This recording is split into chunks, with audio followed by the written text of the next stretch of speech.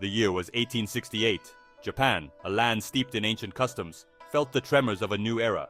The Tokugawa shogunate, which had ruled for centuries, was crumbling. In its place rose Emperor Meiji, a young man determined to propel Japan into the modern world. This was the Meiji Restoration, a period of seismic change that would forever alter the destiny of Japan. The winds of change howled across the land, carrying with them the echoes of Western progress. Steam engines, telegraphs, and modern weaponry arrived on Japanese shores. The traditional ways, the time-honored customs, faced a challenge unlike any other. The very soul of Japan seemed to hang in the balance. Kenji, a young samurai of the Satsuma domain, felt the earth shift beneath his feet. His family, for generations, had served the local lord with unwavering loyalty. Their world, built on the code of Bushido, valued honor and martial prowess above all else. Now, the swords they had wielded for centuries seemed like relics of a bygone era. I understand the need to adapt, to learn from the West. But a part of me yearns for the simplicity of the past, the unwavering certainty of our traditions. There are opportunities for our children. A chance for them to live in a world free from the constraints of the old ways. Kenji, caught between two worlds, found himself torn. He was drawn to the allure of Western knowledge, the promise of progress and innovation. Yet the traditions of his ancestors, the values instilled in him since childhood, held a powerful sway over his heart. The Meiji government, determined to modernize Japan, embarked on a series of sweeping reforms. Schools were established across the land, teaching Western science, mathematics, and languages. Japanese students, eager to embrace the new knowledge, flocked to these institutions. The traditional education system, centered around Confucian classics and martial arts, was gradually phased out. Industry is booming as factories spring up in major cities. Railroads snake their way across the countryside, connecting distant corners of the nation. The telegraph hums with messages transmitted at lightning speed, shrinking distances and accelerating the pace of life. Japan was transforming at a dizzying rate.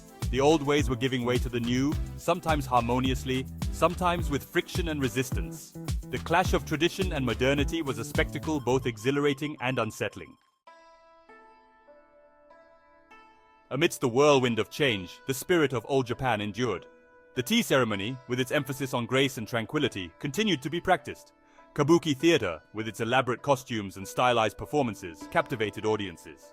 The beauty of calligraphy, the delicate art of flower arrangement, the ancient rituals of Shinto and Buddhism, these traditions remained woven into the fabric of Japanese society. Despite my fascination with Western learning, I found solace in the familiar rhythms of my culture. I would often spend hours in quiet contemplation, practicing calligraphy, or tending to the bonsai trees in my family's garden. These moments grounded me, reminded me of the enduring beauty of my heritage. The Meiji Restoration, for all its emphasis on modernization, did not seek to erase the past. It aimed to create a Japan that was both modern and uniquely Japanese, a nation that could stand tall on the world stage while preserving the essence of its cultural identity. The Meiji era was a time of fascinating juxtapositions.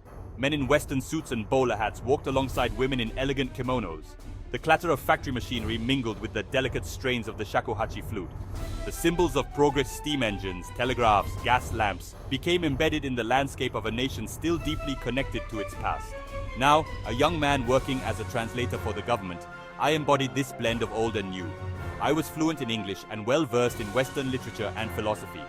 Yet, I never abandoned my love for Japanese poetry, the subtle nuances of the language, the beauty of traditional art forms. He saw no contradiction in embracing both worlds. To him, they were not mutually exclusive, but rather complementary aspects of a richer, more multifaceted identity. He believed that Japan's strength lay in its ability to adapt, to learn from others, while remaining true to its core values. The Meiji Restoration was not without its challenges and controversies. There were those who resisted change, who clung fiercely to the old ways. There were social upheavals as the established order was disrupted. Yet through it all, Japan emerged as a unified and powerful nation.